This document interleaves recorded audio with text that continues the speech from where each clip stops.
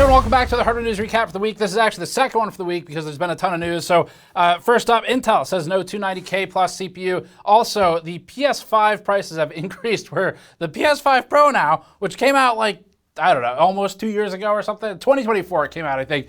That is now $900, up from $700. The PS Portal is also up. They're both up over 25%. The FCC won't let me be, or let routers be from internationally. The routers can't be from other places. Only America can make the routers now. Currently, we don't do that, but there's going to be a plan for it. AMD and Intel hiking CPU prices, and also Lisa Su joins the government's council of tech CEO corruption, and we ratioed the ever-living fuck out of her on Twitter, because we should normalize bullying CEOs for doing bad things that are, I think, corrupt. So let's get into the news. We brought you this video with our GN tabletop gaming dice over on store.gamersnexus.net. The two GN dice kits include one with e-waste inductors embedded within the sharp edge resin dice, and the other with embedded and fully custom Snowflake the Cat miniatures. The kits include a D20, D12, D%, D10, D8, D6, and D4 die, all shipping within a fully custom wooden box shaped like a D20 and marked with the GN Alchemy logo on the lid. Flipping the lid over reveals a roll tray and the dice. Each kit also includes a treasure generator card matched to roll results that I personally wrote, plus a playing card matched to the theme of the dice. The inductor dice have a techno-punk goblin creature token that Andrew on the team made in Blender, and the Snowflake dice include a Snowflake the Cat MTG style card with art drawn by my mom. We carefully matched the color scheme of the dice number colors to the inductors and cats embedded within them, and we even benchmarked the dice. Actually, so did Snowflake. She rolled them a few times, finding that the embedded objects didn't meaningfully change the roll results for casual play. Support us directly and grab a high-quality dice kit, available in both autographed and regular, at the link in the description below. Thanks for your help. All right, so first up, system integrators have informed us that they're having trouble getting CPUs now, where they're saying that there's an additional 2 to 6 weeks time beyond the prior time to get access when they're ordering in the supply chain.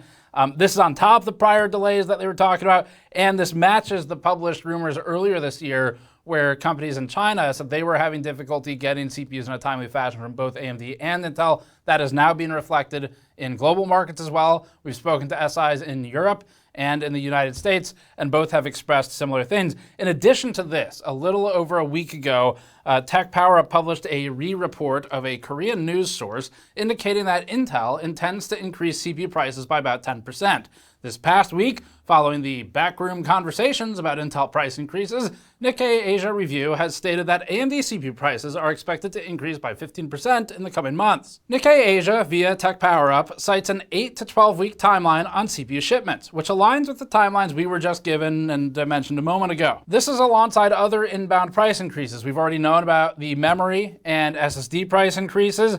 The Steam Deck, at least one of them, was put on pause because of memory supply issues. The Steam Frame and Steam Machine were delayed because of memory and storage supply issues. And now Asus's news is that it is planning to increase prices on several of its product categories by 30%. Up next, alongside AMD's 9950X3D2 announcement, which we covered in the episode just before this one, it's a 9950X3D, except with 2 CCDs that have the extra cache on it, so it's more cache.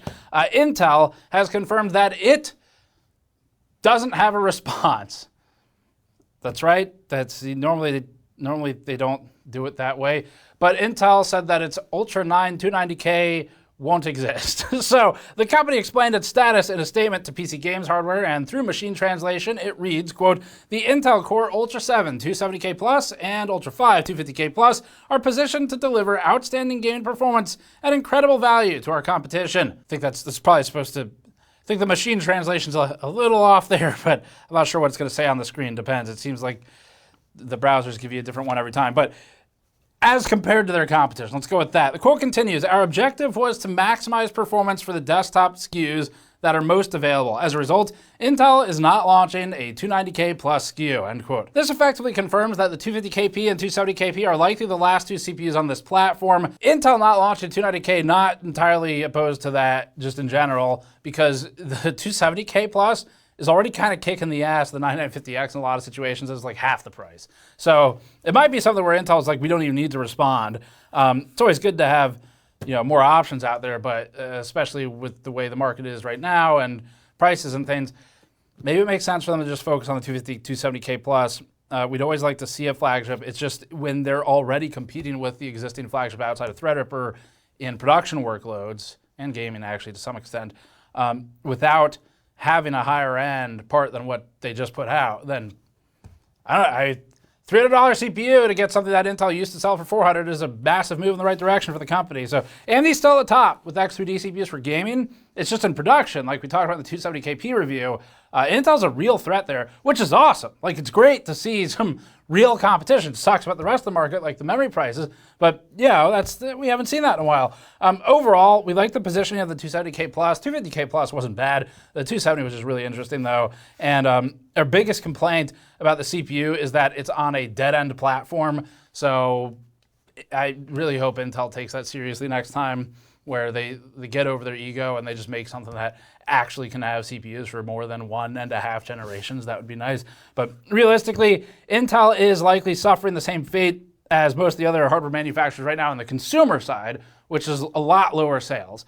So, and this is something we'll be talking about more, but in Intel's case, it's contributing to its own problems by being part of the AI bubble. Just it's two different groups of the same company, and it's the consumer group that is getting screwed here. But I mean, fortunately for them, the rest of the company is part of the AI bubble. So I guess that works out, and they're part owned by NVIDIA and the United States. So related to price increases, Sony also announced some the same week. So we've got Asus, Sony, Intel, AMD, at least those two kind of behind the scenes, and a few others, but Sony's are big changes by percentage. The company cited, quote, continued pressures in the global economic landscape, end quote, which is putting it lightly, and said that, quote, this was a necessary step.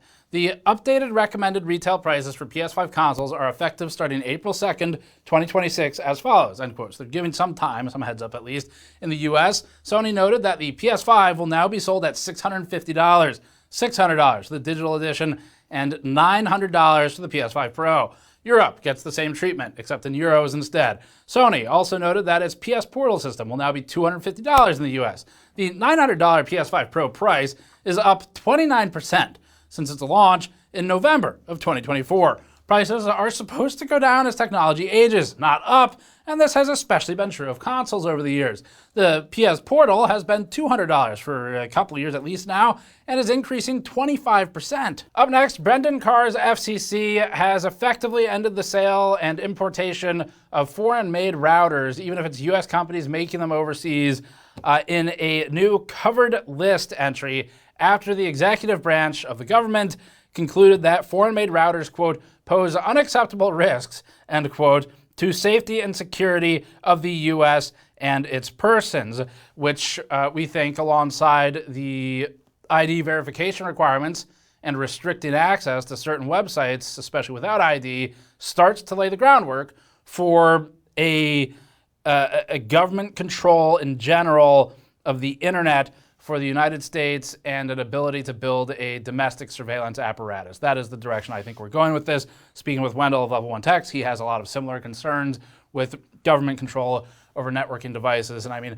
as far as posing an unacceptable risk to safety and security of the U.S. and its persons, I think we can point to quite a few things that the government itself is doing that also would match that definition, but somehow we haven't banned it. So the FCC's so-called covered list is a list that the Public Safety and Homeland Security Bureau publishes, quote, of communications equipment and services that are deemed to pose an unacceptable risk to the national security of the United States or security and safety of the United States people. And quote, despite previously only listing individual companies and specific equipment, the covered list's latest entry simply states, quote, routers produced in a foreign country, except routers which have been granted a conditional approval by, as they say, the DOW or the DHS, end quote. To be clear, almost every router commercially available is made not in the United States. So, interesting plan, but there exists effectively no manufacturing infrastructure to make routers in any meaningful quantity or price in the United States. This seems to have been enacted without an immediate plan. But the regulations may also be another of the type where companies can just simply bribe their way through them by paying various super PACs, inaugural committees, or candidates to get their approvals with, we'll call them donations. At the time of writing, the Department of Defense, which is still formally and legally named the Department of Defense, not the DOW, as only an act of Congress can actually rename it, and there hasn't been one yet, and the Department of Homeland Security have conditionally approved 4 drone system devices. These include one from Sci-Fly Aviation, Mobilecom, Scout DI, and Verge Aero, with each one's approval granted less than a week before the covered list's latest update. The executive branch explains the decision further in its summary of determination, stating, quote, "The President's 2025 National Security Strategy, or NSS, says," and they've got a subquote here, "the United States must never be dependent on any outside power for core components, from raw materials to parts to finished products necessary to the nation's defense or economy. We must resecure our own independent and reliable access to the goods we need to defend ourselves and preserve our way of life," and subquote, "One of these core components that is necessary to both our nation's defense and economy is routers. Allowing routers produced abroad to dominate the U.S. market creates unacceptable economic, national security, and cybersecurity risks," end quote. Now look, from a purely technological standpoint, all the other bullshit aside, purely technologically, absent other ideology, although certainly I've made mine clear, our opinion is that there's no greater risk to the residents of any nation than that nation's own government overseeing the communications devices that the citizens or residents of that nation use. That is a pathway to authoritarianism and control of free speech. I mean, technologically speaking, again, absent all the other bullshit, purely technologically, if you control the flow of communication to and from the internet through something like a router, you control everything. That's a control of the media. That's a control of how people talk to each other. Sure, you get into like mesh net stuff and whatever, and maybe that becomes more of a thing, which wouldn't be a bad thing, but it enables governments, which clearly are also in bed with corporations, so there could be competitive concerns here too. Even if you take away all the free speech stuff too, even just from a free market perspective, if that's your thing, this is controlling the market in a way that is inherently not free, and likewise creates a situation where companies that are in bed with the government are able to potentially enact change that affects their competition as it comes to things like how they're surfaced on the internet. If you control the supply of routers, you can insert, as the government points out here, ironically, malware that can tap into exactly what people are looking at, what they're reading, who they're talking to, what they're communicating about. There are encryption layers and protections and SSL and all this stuff. But if you can control the router, you can get a lot of information that's dangerous to have about an individual. And it's just a matter of waiting until they're interested enough to use that information. That's kind of my opinion on it. So whatever country it is, I don't really care. But controlling networking infrastructure and communications protocols, that's dangerous. People talk about the Great Firewall of China a lot. I've been there. I've experienced it. It's real. Huge pain in the ass, you know, trying to use anything that I need to use since we operate on Google. But people talk about that. I've met people who have no idea that certain events have happened in China because of that. And you start to clamp down on, it starts with adult content, which they've done, because it's hard to argue against that because it might be embarrassing to people. And then it slowly spreads like a cancer on the system. And I think that's what we're sort of seeing here. So anyway, those are my thoughts on it. But this is a path, I think, towards that. The US is already requiring government ID to access a lot of websites. Meta, Facebook, is lobbying to mandate government ID verification for use of things like, I saw connections to potentially operating systems via Meta lobbying, if I understood it correctly, as one of the things they're pushing for. And you know, there's an aim now to also control routers. So the infrastructure is going to be in place to exercise control over people, what they see and what they say. Because if you think you might be tracked, you're going to be careful about what you say. So anyway, even if you think that I'm like a crazy conspiracy theorist for seeing and being concerned about these things from a technology perspective, again, even if you just look at the economic implications, this creates a restrictive, anti-competitive market where consumers get locked into high prices and reduced access to companies that are competitive or innovate. And that's, I think, a problem. So Anyway, the Post cites specific attacks, submitting that, quote, routers produced abroad were directly implicated in the Volt, Flax, and Salt Typhoon cyber attacks, which targeted critical American communications, energy, transportation, and water infrastructure, end quote. Now, to be clear, US-made devices are really no more secure against those types of things. They can all be exploited this way. So they're every bit as vulnerable to attacks. Maybe even more if they have less experience building the routers properly, because they don't do it. The FCC also describes exactly what being on the covered list entails, explaining, quote, new devices on the covered list, such as foreign-made consumer-grade routers, are prohibited from receiving FCC authorization and are therefore prohibited from being imported for use or sale in the US. This update to the covered list does not prohibit the import, sale, or use of any existing device models the FCC previously authorized. This action does not affect any previously purchased consumer-grade routers. Consumers can continue to use any router they have already lawfully purchased or acquired, end quote. The FCC also clarifies on its FAQ page that there aren't any restrictions on consumers' ability to use covered routers. Our understanding is the restrictions would instead apply to the device's FCC authorization, future importation, and future sale, mostly affecting new products going forward. Which again, I want to point out the technological irony here, where if the concern is malware and attack vectors, then blocking the importation and sale of new things that bake in better protections is not going to help with that. Keeping people on older stuff that has known exploits, that can be more easily compromised, that might have weaker encryption standards, that's the worst part of the deal here.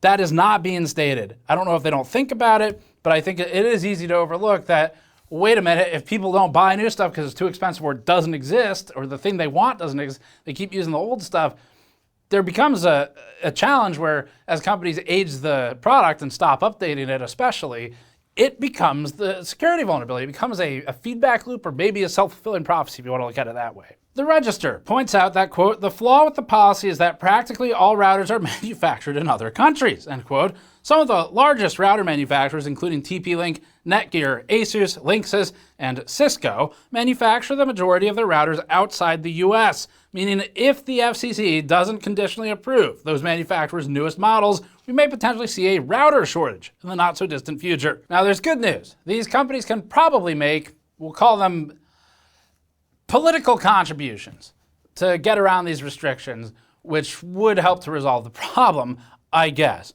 But that's not much better. On the other hand, domestic manufacturers like Starlink, which produces routers in Texas and is owned by a man who has worked for the government, seem positioned well to benefit from the recent changes. That's also pretty interesting, I think. Now, we don't expect the FCC's update to cause any immediate changes because it applies to the newest models. But this is something that will be a problem over time, especially as models roll out with either new features where we're going to start lagging behind in technology implementation, or as they roll out with security changes that may not be possible to enact on older models, or that companies may be unwilling to enact on older models because they're old and they're not making money anymore on them. So anyway, we're certainly interested in how the decision will unfold over time. We'll cover it some more as we see more unfold, though. But there's some good news, some lighthearted news here, which is that OpenAI killed Sora. Sora was OpenAI's free AI slop generator, and it announced its decision on Twitter, which is a human slop generator that's becoming a human AI slop generator interface, saying, quote, we're saying goodbye to Sora. To everyone who created with Sora, shared it, and built community around it, thank you. What you made with Sora mattered, and we know this news is disappointing. We'll share more soon, including timelines for the app and API and details on preserving your work.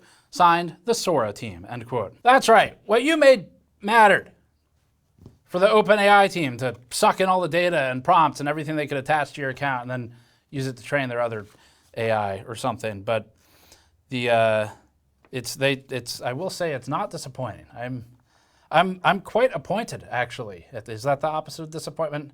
Everyone here is extremely gruntled. An hour after posting, the company edited its announcement, changing, quote, we're saying goodbye to Sora, end quote, to instead read, quote, we're saying goodbye to the Sora app, end quote. We assume this edit seemed to suggest that OpenAI only planned on killing the Sora app and not the Sora internet service, but the BBC and New York Times have each separately confirmed that, in fact, both platforms are being terminated. Maybe they're keeping the name or something. Oddly, OpenAI never actually explained why it was killing the app. Although Thomas Husson of Forrester, reported via the BBC, claims that Sora was a, quote, resource black hole, end quote, and speculates that, quote, the decision may have been taken now to minimize the associated risks in the run-up to a potential stock launch, end quote. Regarding what's next for Sora, the New York Times notes, quote, in a statement to the New York Times, OpenAI said it would continue to use video generation technologies behind the scenes as a way of teaching skills to robots. Because videos provide a reasonable simulation of the physical world, they are often used to train robots for specific tasks, end quote,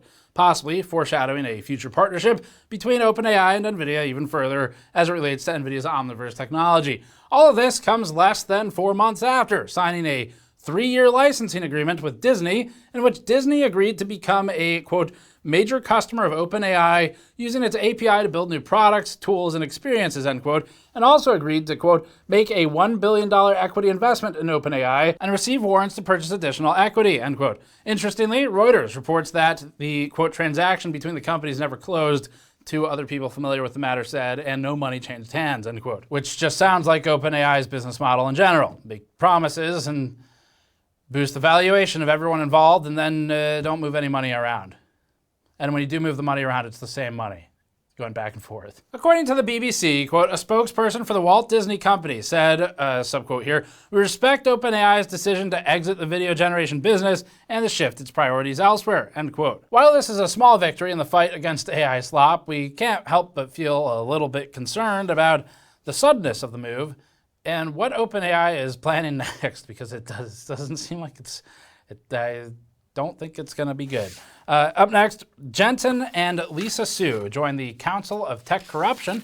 That's my name for it. Up next, the Tech Executives Council of Corruption gains new members, and GN bullies Lisa Su on Twitter, just like we do to Jensen Huang, to be clear, and Sam Altman, and all of them, really. President Trump just appointed the first 13 of 24 individuals designated to serve on the President's Council of Advisors on Science and Technology, including the likes of AMD's Lisa Su, who excitedly accepted on Twitter, while gleefully praising Epstein associate Howard Lutnick, also including NVIDIA's Jensen Huang, who recently said he's 100% in on the war in Iran. I was also asked, given what's happening in the Middle East, is that an area where we believe that we can expand artificial intelligence to?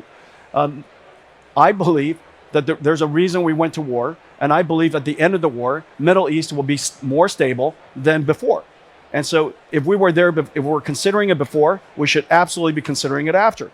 And so I'm 100% in on that. And Meta's Mark Zuckerberg, who's lobbying for ID verification laws potentially at the operating system level, as we understand it, and Alphabet's Sergey Brin, who also has ties to Epstein and Maxwell for visiting the island, just to name a few of the erudite members. No matter who Jensen and Lisa sit next to, although we are curious if they get to choose their own seats, it seems that their options are sitting next to a man on the Science and Technology Council who actually at one point said he believes that American technology can manipulate space and time, sitting next to a man with financial ties to crypto Tether, or visitors to Epstein Island. Those are their options. Welcome to the council, Jensen and Lisa. Of course, the cousins could also just sit next to each other and discuss the family business. Shockingly, and we know this is hard to believe, but nearly every executive that Trump appointed has either directly or indirectly contributed financially to the Trump administration, its connected campaigns, its inaugural committees, or its ballroom at some point. Honestly, a relatively cheap price of admission, because what this council does is enables these tech CEOs to make public policy directly with the government in collaboration with it. And AMD's recent $1 million donation to MAGA Inc. is a pretty cheap entry price for Lisa Su. As for the remaining seats, the White House release notes, quote, additional members will be appointed in the near future along with information about how you can pay to get a ticket. No, wait, no, it doesn't, that's not right. I lost my place on with information about the council's first meeting. Sorry, I misread that.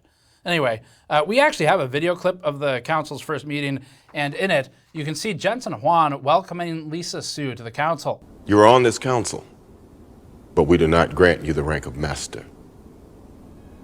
What? Gamers Nexus also, through its sources, obtained a secretive video clip of NVIDIA CEO Jensen Huang accepting his invitation to the council from Trump. Missy called Jaja Binks. Missy, your humble servant. Interestingly, the president established the PCAST through an executive order enacted back in January 2025. A press release at the time explained the group's supposed purpose, stating, quote, "The PCAST shall advise the president on matters involving science, technology, education, and magnets." And that's why we're welcoming the insane clown oh no, wait, I mixed it up again.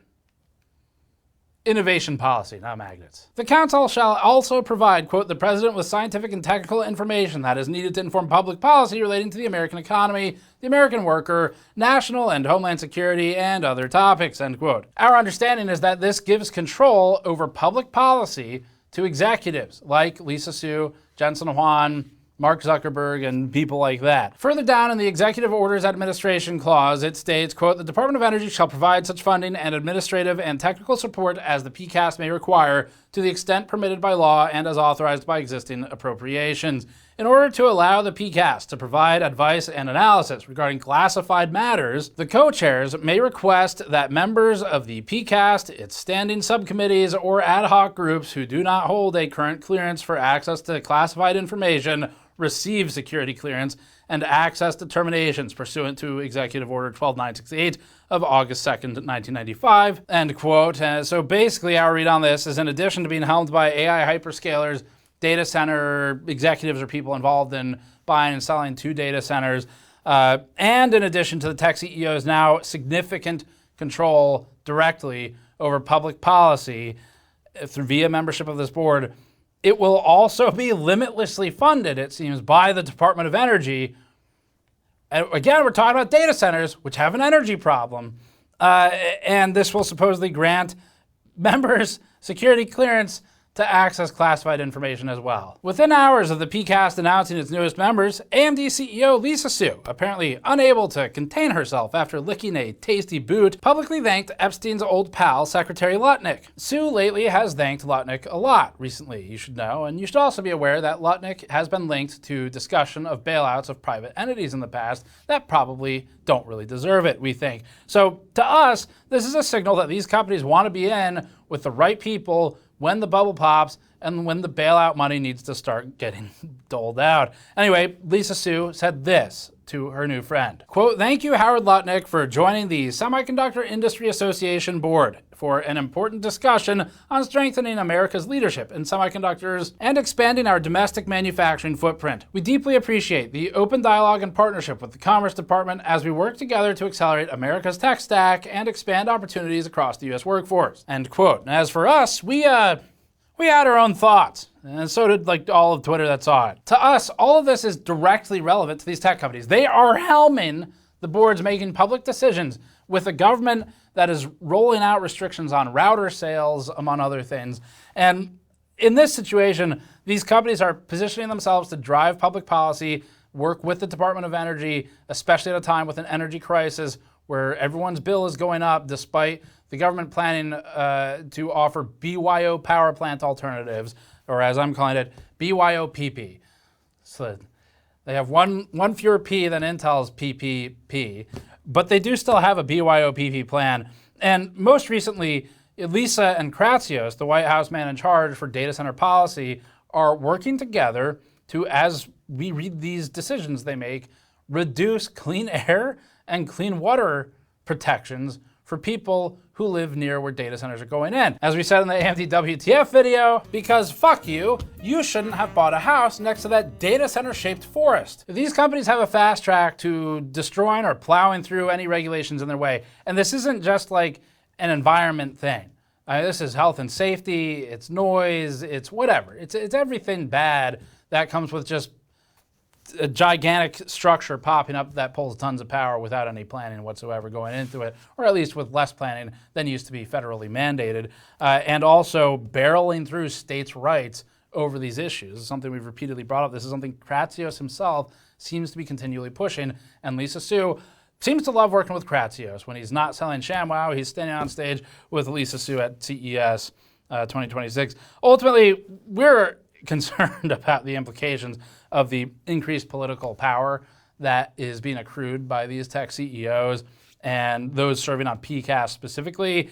We haven't yet fully comprehended each member's individual level of control, the extent of it, but I'm sure we'll start seeing it pretty soon. All right, last one. Almost a month ago, we responded to a YouTube channel that called us good little marketing slaves. And now, about a month later, that channel has a response. I mean, they took it down, but they put one out there and we saw it. As we said at the time, we were more interested in responding to what we thought was abuse of the DMCA copyright strike system, specifically to silence critics. And that's the channel sort of talked about that. It's pretty interesting. If you really give a crap about irrelevant DMCA drama and want to learn why we strike disgusting lying thieves on multiple platforms, you can read the pinned comment on this video. We made sure disgusting people got exactly what they deserved, and we would do it again in a heartbeat because we've done nothing wrong. Previously, we showed how we think YouTube channel Threat Interactive has silenced critics at least 7 to 8 times by using DMCA strikes, largely citing critics displaying his thumbnails in their videos as the reason for the DMCA strikes. This also included via lawyers who somehow passed the bar, sending a cease and desist in what we think was an attempt to stop critic Dallas Drapeau from speaking out. We won't spend much time on this, but silencing critics with illegitimate copyright strikes via the DMCA copyright system is illegal. So it deserves some attention. Here's a quick recap, though, of what happened last time, in case you missed it. So why do these companies even try? Because they know channels like Hardware Unboxed, Gamers Nexus, Digital Foundry, and all these other mainstream voices are going to be good little marketing slaves that are going to dramatize a non-existent race like some kind of infinite NASCAR event. So first of all, oof, I'm over here catching straight. What the fuck did I do? I look at the computer say, T.I. say, fuck Hardware Unboxed, fuck Digital Foundry, fuck Gamers Nexus. I'm like, what do you say fuck me for? I forgot to take off my good little marketing slave cap, to quote him, when I was talking about the DRAM cartel. You know what? The guy who's asking for $900,000 from his audience to fix video game graphics once and for all and can't set up an ultra key or green screen without noisy artifacting has a point. And I think it's time we hear him out, listen to what he has to say, since he's presenting it. Yeah, I just want to make sure I'm kind of dressed for the occasion here so I can really take it all in. Too much? It's the green.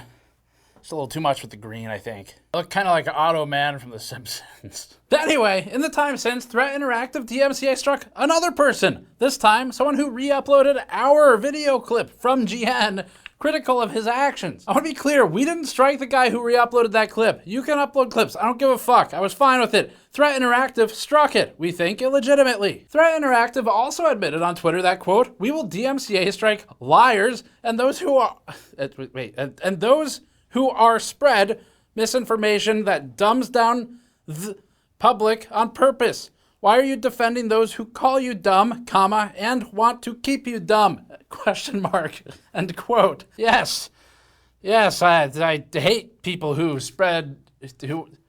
are spread misinformation and keep public dumb. And so I DMCA strike them. That's how it works. Not only should this not be a legal use of the English language or a keyboard, it's also not a legal use of the DMCA copyright strike system. And he has now put his invalid uses in writing. File it away in our things the lawyers really wish you didn't put in writing category of coverage. In fact, when submitting a DMCA takedown request on YouTube, you are signing, under penalty of perjury, that you are authorized to act on behalf of the copyright owner. Threat Interactive filing to take down our own clip that a user re-uploaded could be a false attestation to the authority to act on behalf of the copyright owner, which is us. Now, all issues are important, but I'm just saying, perjury on the scale of perjury, and you really hate TAA so much that the mods of /r/fuck TAA ban you, they're somewhere like this, apart from each other. But more recently, in a video that he immediately took down, like within an hour or something, he said this. And we're so not going to fall for their pathetic attempt to demonize us for copy-striking accounts that steal our content. If you really give a crap about irrelevant DMCA drama and want to learn why we strike disgusting lying thieves on multiple platforms, you can read the pinned comment on this video, because I'm not letting Steve buy any more time against my accusations. It is such a blatant red herring, it's embarrassing. Long story short, we made sure disgusting people got exactly what they deserved, and we would do it again in a heartbeat because we've done nothing wrong. You are a lazy, gullible hypocrite if you try to use this topic to invalidate this channel's work. All of the demonizing seems to be coming from within the house. I'm not trying to demonize anyone. I'm just saying, this guy is the one who's copyright striking people for what he thinks is, to quote him, spreading misinformation and lying, which, even if those things are true, is not a legitimate use of DMCA. That's a different problem. And I mean, honestly, frankly, if striking someone for spreading misinformation and lying were valid, then we wouldn't have any politicians or CEOs to criticize on this channel anyway. But I've watched those video clips, and in my opinion, the people struck were transformatively using his content. They were not thieves or stealing it, and they were providing fair use criticism, in my opinion, as not a lawyer, but I've been through this, Rainer, with Bloomberg. Like, we're pretty well connected here. So I'm just saying that's not really how any of this works, but the users appeared to be sharing their opinions that just happen to be critical of Threat Interactive, is what I'm saying. He hand waves all this, says it's drama. Like, spoiler alert, big difference between internet drama and you might actually be breaking laws. That's like a pretty critical difference. But anyway, the DMCA does not allow for content to be taken down on account of misinformation or lies, if that's even true, and YouTube and Twitter both highlight invalid DMCA uses. Quote, only the copyright owner or an authorized representative can submit a copyright removal request. The information in this notification is accurate, and under penalty of perjury, I am the owner or an agent authorized to act on behalf of the owner of an exclusive right that is allegedly infringed, end quote. It also says, quote, I understand that abuse of this tool, such as submitting removal requests for content I do not own, may result in termination of my YouTube account, end quote. Finally, I can't help but notice that he didn't have the balls to copyright strike our video with a DMCA strike, where we criticized him and referenced him for what we think is abuse of the DMCA system, even though his response video accuses us of the very same things that he says the other channels he copyright struck did. The only difference I could find is that those channels are smaller than his, and ours isn't. And if he can't do it when someone is actually willing to stand up, then I'm not sure how true those convictions are, just as an opinion. Other crash out replies in the near month since we pointed out the DMCA abuses included calling people stupid, or generally accusing them of being too dumb to understand his galaxy-brained decisions and statements. He also had this to say. The fact that they fail to warn consumers about the complete version of whatever topic they choose to discuss. Regressed graphics have everything to do with upscalers, not RAM cartel investigations or waifu GPU reviews. I gotta draw a line here. I mean, the rest of it kind of like fucking whatever, right? It's just kind of back and forth. Who really cares? I don't care. The marketing slave thing, I'm over it. You know, even the DMCA stuff, I can get past that. And we can even all agree that a literally convicted DRAM cartel that was colluding to raise the prices on consumers, that's not a consumer issue. I mean, fucking, who cares, right? But waifu video cards? You went after my waifu? That's going too far. All consumers deserve to know how hot my waifu is when I test the video card, and how loud. We're gonna get demonetized, I think, if I go further. Oh, look, in all seriousness, there can be multiple issues that people care about. I think it's great that people care about video game graphics. I also care. We've talked about it. I think it's great that he's made it his mission to do this. The problem is pursuing that mission with things like abusing the DMCA to science critics. It's not really doing anything to get people on the side. And there are a lot of things to make better in this world. Video game graphics is one of them. The DRAM cartel is another one. He called the trips that I've done to Washington, I believe it was. And starts ranting about irrelevant White House visits. Which, first of all, wasn't the White House. That's a different thing from Congress. But anyway, that's fine. If he thinks it's irrelevant, I really don't give a shit. Like, I'm pretty secure in what we're doing. I'm happy with it. Viewers, obviously, pretty on board with it, and thank you. It's great that people care about different things because no one has the bandwidth to do everything. It's just that, like, in the process of so doing, silencing critics with DMCA abuses, that's kind of killing the whole vibe, man. It's just like, it's not really working for me. So anyway, that's kind of all we have to say on this one, especially since he took down his own response video anyway. We're moving on now. I've got bigger fish to fry. There's always a bigger fish. And it seems his audience gets it anyway. So that's going to be it on our side. I don't give a fuck about any of this. Just the DMCA stuff really bothered me because it's specifically abusing the DMCA to, I think, this is my opinion, bully smaller creators. And it didn't come back to us. And it seems pretty obvious to me why. But anyway, remember, don't get Bloomberged. And with that one, thanks for watching Hardware News. Subscribe for more. You can go to patreon.com/gamersnexus.net. Hang on, I got to get my right attire out. And you can go to store.gamersnexus.net, where, I'm sorry to report, these are not available. That's right, this is a one-of-a-kind. Thanks for watching. Subscribe for more. We'll see you all next time. Doesn't really fit. It's definitely not because my head is gigantic.